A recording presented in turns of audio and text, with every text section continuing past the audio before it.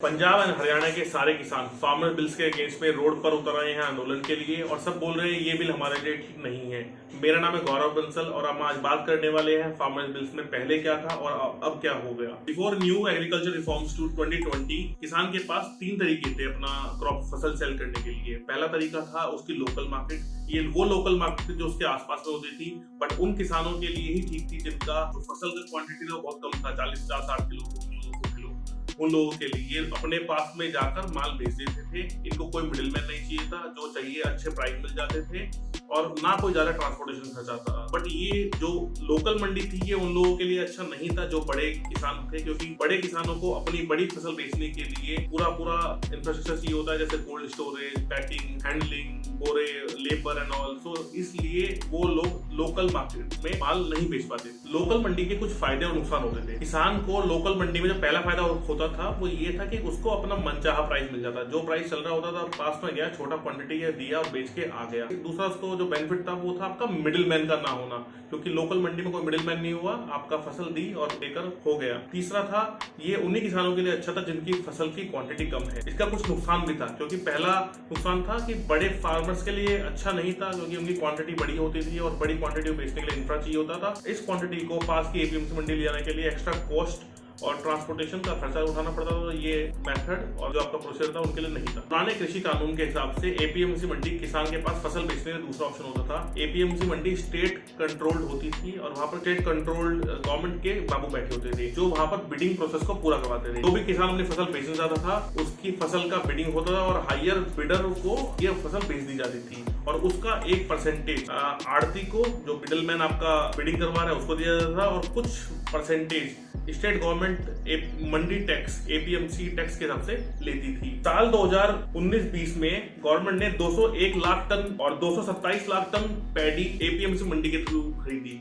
जिनका total value होता था 80,300 करोड़ रुपया, जिसमें 2.5% के हिसाब से आड़तियों कमीशन और जितना पैसा किसानों को दिया गया उस पर इंटरेस्ट का लोन, ये भी इंक्लूड था। कुछ चीजें हम बात करने वाले हैं कि कई बार एपीएमसी मंडी में जो बिडर होते थे वो बिडिंग प्रोसेस बहुत, क्योंकि ये ऑफलाइन मार्केट प्लेस से होता है तो इसके अंदर जो बिडिंग प्रोसेस है वो ट्रांसपेरेंट नहीं होता, तो कई बार किसान को सस्ते में माल अपना बेचना पड़ता है। अब हम बात करते हैं एपीएमसी मंडी के कुछ फायदे और कुछ नुकसान। तो हम फायदे की बात करते हैं तो पहला फायदा होता है किसान को यहाँ पर बढ़े हुए प्राइस मिल जाते हैं, क्योंकि जो किसान की फसल का जो फैसला होता है वो बिडिंग के माध्यम से होता है। दूसरा होता है कि यहाँ पर जो इंटरमीडिएटरी होते हैं वो बहुत ज्यादा नहीं होते। तीसरा है लोडिंग, अनलोडिंग, उसका स्टोरेज, इसका पूरा ध्यान रखा जाता है, क्योंकि यहाँ पर स्टेट कंट्रोल्ड होता है तो हर चीज गवर्नमेंट स्टेट गवर्नमेंट देखती है इसको।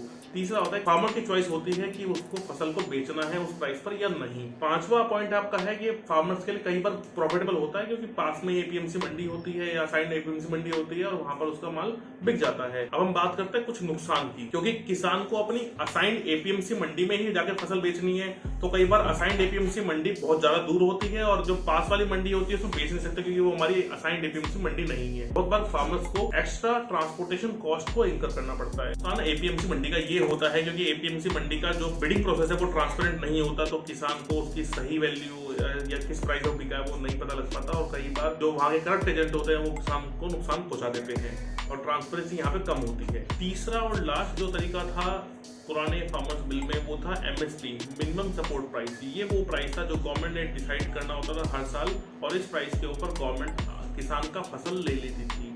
ये एमएसपी 23 क्रॉप्स के ऊपर लगता था जो गवर्नमेंट खरीदने वाली होती थी। एमएसपी के कुछ फायदे और कुछ नुकसान भी थे।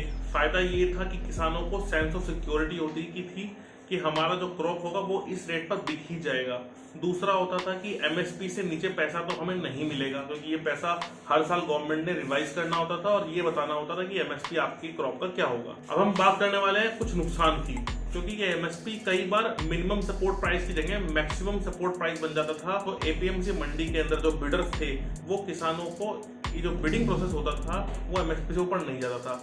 तो किसानों का जो बिडिंग था वो ऑलमोस्ट एमएसपी के इक्वल रह जाता था और किसानों को लॉस होता था। जो दूसरा नुकसान आपका था, किसानों को ये बोलते थे मिडिलमैन कि आपको तो जाकर बेचना एमएसपी पर ही है, तो इससे बेटर है आप ट्रांसपोर्टेशन कॉस्ट ना खर्च कीजिए और हमें लोकल मार्केट में या आप यहीं पर लोकली इस फसल को बेच दीजिए, और ऐसा बोलकर मिडिलमैन किसान को कम दामों में फसल बेच देते थे। तीसरा नुकसान इसका, किसानों को ट्रांसपोर्टेशन का खर्चा ना बेयर करना पड़े, इस कारण भी ये बोलकर किसानों से लोकली माल बिकवा दिया जाता था, फसल उनको एमएसपी या एपीएमसी मंडी में बेचने नहीं दिया जाता। तो गवर्नमेंट ने अब निकाला है नए 3 बिल्स फॉर फार्मर्स और उनको एक्सप्लेन किया है कुछ इस तरीके से। आइए देखते हैं तीनों बिल के बारे में। तो पहला बिल है farmers produce trade and commerce bill, दूसरा बिल है farmers empowerment and protection agreement bill, और तीसरा है एसेंशियल कमोडिटीज बिल। तो पहला एक्सप्लेन करेंगे farmers produce trade and commerce bill.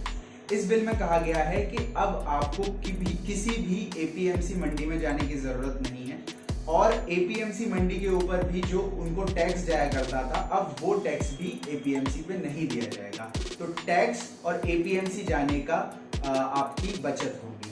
दूसरी चीज, फार्मर्स किसी भी जगह पे जाके विदाउट एनी स्टेट रेस्ट्रिक्शंस पूरे इंडिया में कहीं भी अपनी फसल बेच सकते हैं, कोई रेस्ट्रिक्शन नहीं होगी, कोई सेंटर नहीं होगा इनका, इन्हें पूरी आजादी है कहीं पे भी ये फसलें बेचने के लिए। दूसरा, फार्मर्स को ये सुविधा भी मिलेगी कि अगर वो अपनी फसल ऑनलाइन बेचना चाहते हैं तो वो भी इनको मिलेगा कि वो किसी की हेल्प से या खुद अगर वो कैपेबल हैं तो ऑनलाइन अपनी फसल बेच सकते हैं। तो दूसरा है farmers empowerment and protection agreement bill.